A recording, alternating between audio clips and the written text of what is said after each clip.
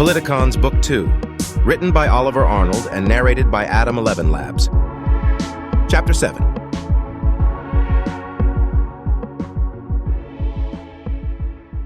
Anfred gyrated toward the lobby of Donner Gould's office tower with a brick in his hand. Exhausted from hours of smashing statues, windows, and other symbols of oppression, he looked about the gleaming palatial entry in disbelief. Walking into the lobby and gawking up, he nearly slipped on the crystal floors that were so polished you couldn't tell where the ground ended and the walls began. The place didn't smell like cabbage at all. The sight of workers replacing a shiny sculpture of Gould with that of a shinier Jan made him cough up bits of radish. Why this location had been chosen as the Resistance's new headquarters eluded him. While he stood in contemplation, a flock of resistlings, youths of the Resistance, ran past Anfred, laughing and fooling around with foam bricks in their obstinate little hands. Anfred moved on and passed through the body scanner. The system buzzed. "Your brick, sir," a security officer said, pointing Anfred toward a lockbox. Anfred gently placed his block of dried clay inside the compartment, then closed the lid and turned the key. He walked onward. Why was he here again? Right, the official resistor business with Jan. He had no appetite for it.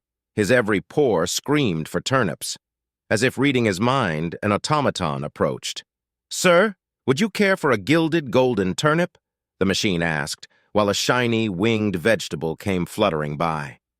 Anfred stared at the gold-sprinkled aberration of a fleshy taproot with disgust.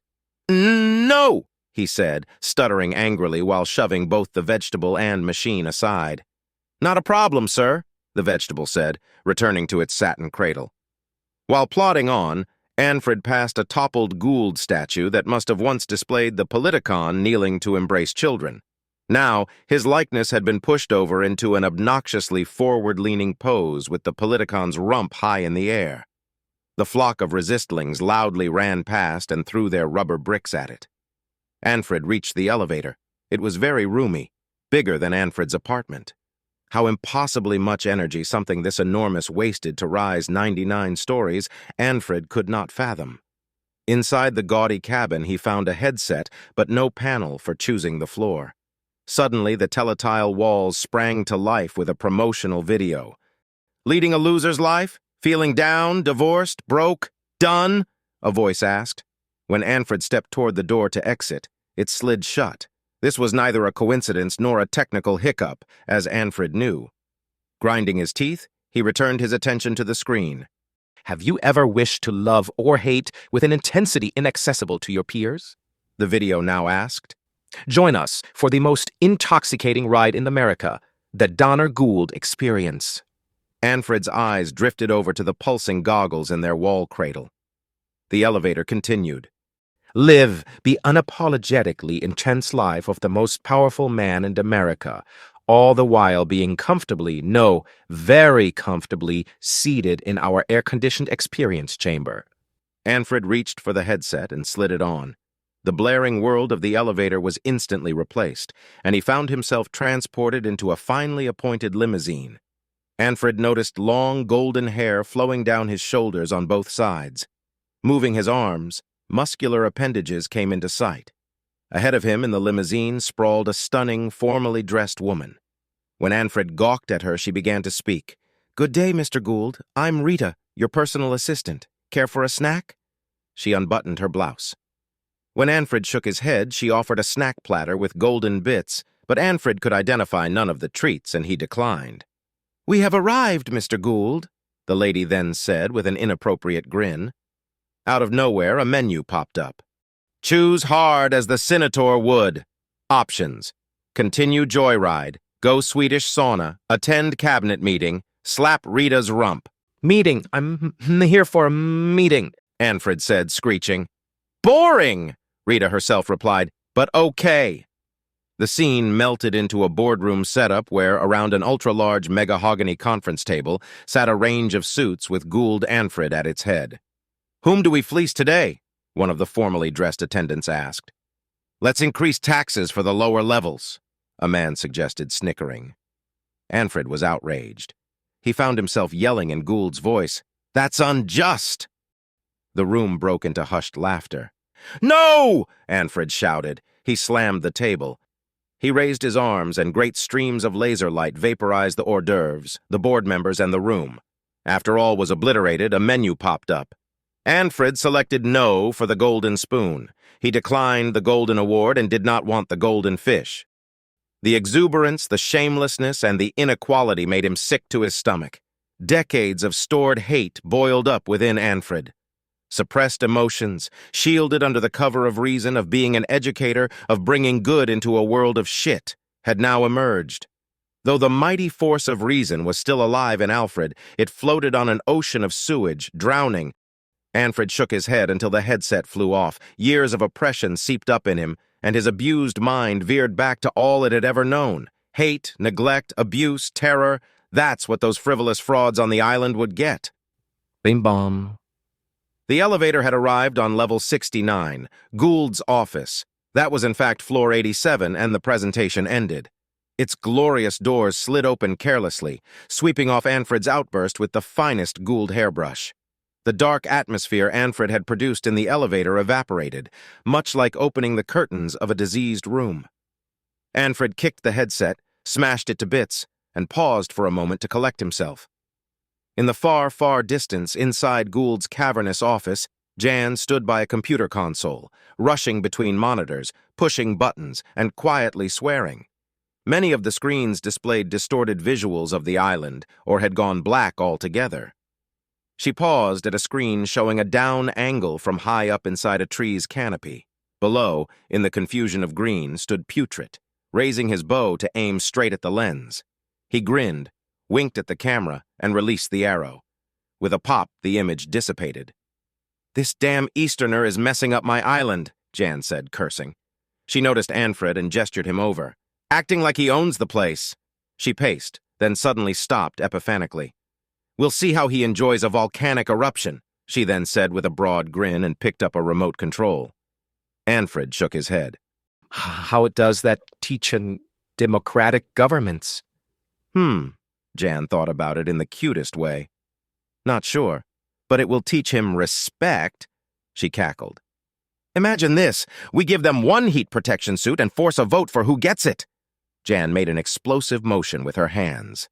"That'd make great television." Anfred grew angry. Well, why is this space? He gestured a circle with his arms, Our headquarters. giving Jan a hard stare. "It stands for everything we loathe." Maybe everything you loathe, Jan said, caressing the megahogany console. but you get to smash stuff. Isn't that great fun? Bam! Without warning, bits of plastic flew about all across the console and floor. Anfred had smashed the remote Jan held. The girl stared incredulously. It's good only when you're smashing other people's stuff. She then said. "But none of this is yours," Anfred replied as he cleaned the floor with a Gould hair sweeper. Jan frowned. "I liked you better when you stuttered more and talked less." She put on a conciliatory face. "Here, have a golden turnip," Jan then said and held up a shiny plate. Anfred brushed it aside. I want cabbage. "You're still into that?" An awkward silence set in. Anfred finally continued. "Why do you hate the Polis so much?" he asked. "You never suffered under them. You live in privilege." "I have my reasons," Jan replied, now pretending to work the computer. Anfred shook his head. How did we get here so quickly? He said, gesturing wildly. What do you mean? Jan said, glancing up at Anfred from the corner of her eyes. I don't remember sending chopters to the island or even seeing a list of who sent over there. Do you? I didn't bother with those boring details, said Jan. Of course not. Anfred shook his head. Don't you see the similarities between our revolution and America's manufacturing? Jan shook her head. No one knows how that's done. Exactly. But we feel in control, said Anfred. Bah! Jan waved her hand dismissively. Anfred rubbed his face. I've been wrong about my island idea. It'll never work. Jan nodded. Yeah, we knew that all along. She paused for a nip of turnip. But your plan sounded amusing enough. Anfred ignored her insult. How did we get to leave the insurrection? I was invited. By whom? Jan kept silent. Don't you see? We're being played, said Anfred. When Jan only stared, he continued. I have interviewed workers from factories around America. All of them, without exception, produce nonsense. Jan shrugged. What are you getting at? We could not find a single one, not one factory producing tractors or computers or even building materials. There are no agricultural producing farms. I found that all food comes from a sealed warehouse at the country center. Trucks fly out, but nothing goes in. How can it store all this produce forever? Maybe it's frozen. I don't know, said Jan. Exactly, Anfred said, pointing his index fingers at her. You don't know. Jan shrugged. Her shoulders began to tense from so much of it. My mind clears by the day, Anfred continued. I have many suspicions. But why waste time with them? Jan asked, refraining from a shrug this time. Don't you see this is an opportunity for genuine change? The proles seem just fine without change, Jan said, returning her attention to the view screens. Anfred continued musing mostly to himself. Social structures are a form of capital. Large amounts of this currency are bestowed on a well-organized society. America is well-organized, replied Jan without looking up. There's more to this capital. It is a web of social structures. It have been passed down through the centuries. A society without it will disintegrate into chaos and dictatorship. Question everything, said Anfred while pointing all around him. That sounds like a lot of work, said Jan. But Anfred wasn't fazed. Persistent probing poses a danger to the status quo, particularly logical thought. Nothing could be worse for an establishment than rational thought, since rational thinkers may choose to replace inherited institutions. The dystopian government values preservation of the establishment above all else. Jan had heard enough. Don't you see? We've established the cutest rebellion in history. Doesn't that mean anything to you? It means little. I'm okay with a cute rebellion, not a smart one, Jan said, pointing at some cute accessory. She pulled up her suspenders. Now, you listen to our actual plans, my plans. I've arranged TV access for the middle class like no government before. I've created celebrity policy decisions. But have you thrown some bricks? She shook her head. Exactly, Anfred said and walked out. Just as Anfred left, Bronk entered. What'll I miss? Jan tapped her lower lip. We'll need to deal with Anfred, she said. Also, are your eyebrows bigger? You heard the 7th chapter of Politicons Book 2, written by Oliver Arnold.